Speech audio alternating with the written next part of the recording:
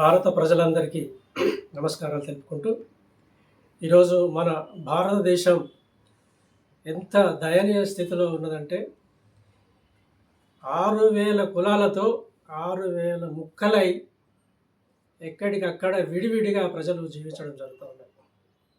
ఈ కులం అనేది అతి భయంకరమైన ఒక సైతాన్ అని అంటూ ఉంటాము మనం పురాణాలలో. అంతకంటే భయంకరమైంది ఈ యొక్క కులం.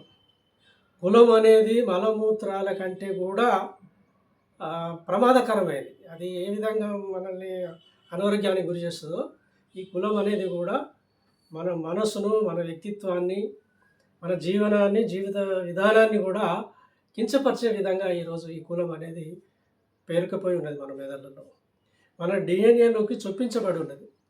ఈరోజు కులము అనే ఈ అంశము ద్వారా ఐక్యత లోపించి అఖండ భారతదేశం 13 ముక్కలైంది. మరి ఎంతో గొప్పగా ఉండే ఒకప్పుడు దేశం, కులాలు లేకముందు అఖండ భారతం. మరి ఈరోజు ఉన్న ఈ బుల్లి ఇండియా కూడా ముక్కలు కాబోతూ ఉన్నది. కులం అనే ఈ సైతాన్ తీవ్రత పెరిగితే ఈ ఇండియా కూడా ఇండియాలాగా మిగిలి ఉండకపోవచ్చు. మరి అటువంటి అంత ప్రమాదకరమైన ఈ కులాన్ని మనము పక్కకు నెట్టేయాల్సిన అవసరం ఉన్నది. అయితే ఈ కులం వలన ఏమో బెనిఫిట్స్ పొందుతామని అనుకుంటా ఉన్నారు, కానీ 95% బెనిఫిట్ ఎవరికి అందలే. ఒక 5%కి అందొచ్చు. ఆ అందిన వ్యక్తే అందుకుంటూ ఉంటాడు తప్ప ఆయన అందుకొని ఇంకొకరికి సహాయపడదామన్న ఆ వ్యవస్థ కూడా లేదు. కాబట్టి ఈ కులంతో ఉపయోగం అనేది ఎంత మాత్రం లేదని చెప్పి మనం గ్రహించాల్సిన అవసరం ఉన్నది.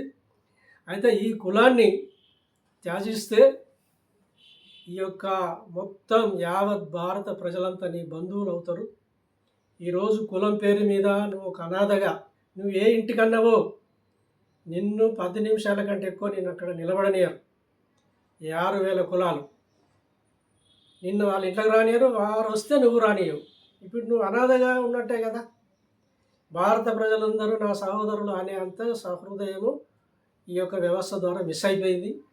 కాబట్టి భారతదేశం నిజంగానే సహృదయం కలది అని చెప్పి మనం ఈ కులాన్ని త్యజించి దాన్ని నిరూపించుకోవాల్సిన అవసరం ఉంది.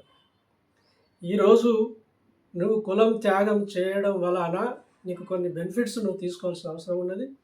ఆ బెనిఫిట్స్ ఏంటంటే, ఏది మనం సోషలిజం అంటాం.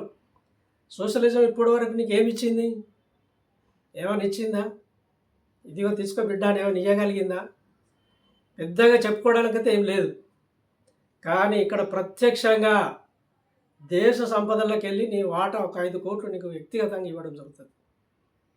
అంతేకాకుండా ఎవరైతే సోషల్ వారియర్స్గా కులాంతర వివాహం చేసుకొని పక్కవారి సూటిపోటి మాటలను తట్టుకొని ఈరోజు కులాన్ని అధిగమించి కులాంతర వివాహం చేసుకొని ఆదర్శంగా ఎవరైతే నిలిచిందో వాళ్ళే మనకు ఆదర్శం. వారికి ఒక్కొక్కరికి 5.5 కోట్లు కూడా ఒక 50 లక్షలు అదనంగా వారికి ఇచ్చి వారికి న్యాయం చేయాల్సిన అవసరం ఉన్నది. అంతేకాకుండా 5 కోట్లు ప్లస్ వీరికి ఇటువంటిది ఇంకా వారికి తోడు కొంత భూమి కూడా ఇచ్చి వారిని ఒక పెట్టుబడిదారిగా, ఒక వ్యాపారిగా, నేషన్ బిల్డర్గా, ఉద్యోగాలు చేయడం కాదు ఉద్యోగాలు ఇచ్చే స్థితికి ఒక వ్యాపారవేత్తగా నిలబెట్టి ఈ యొక్క కులాన్ని రద్దు చేసుకుంటే మన దేశం ఏ విధంగా ఎదుగుతో మనం ఒకసారి ఆలోచన చేయాలని చెప్పి భారత ప్రజానికాన్ని కోరడం జరుగుతూ ఉన్నది.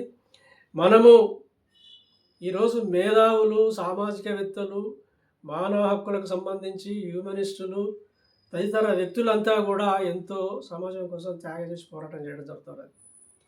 మరి ఎటువంటిది కనుక వస్తే ఎన్ని మానవ హక్కులు పరీక్షించబడతాయి, ఎంత న్యాయం జరుగుతుంది, ఎంత ఐక్యత పెరుగుతుంది, దేశంలో అన్యోన్యత ఎంత పెరుగుతుంది ఒకసారి గ్రహించి మరి దీన్ని దృష్టిలో పెట్టుకొని ఒకసారి ఆలోచన చేసి సమాజానికి మీ సందేశం ఇవ్వాల్సిందిగా మేధావి వర్గానికి, యువతకు, విద్యార్థులకు, విద్యావంతులకు, సామాజికవేత్తలకు, తత్వవేత్తలకు విన్నవించడం జరుగుతూ ఉన్నది.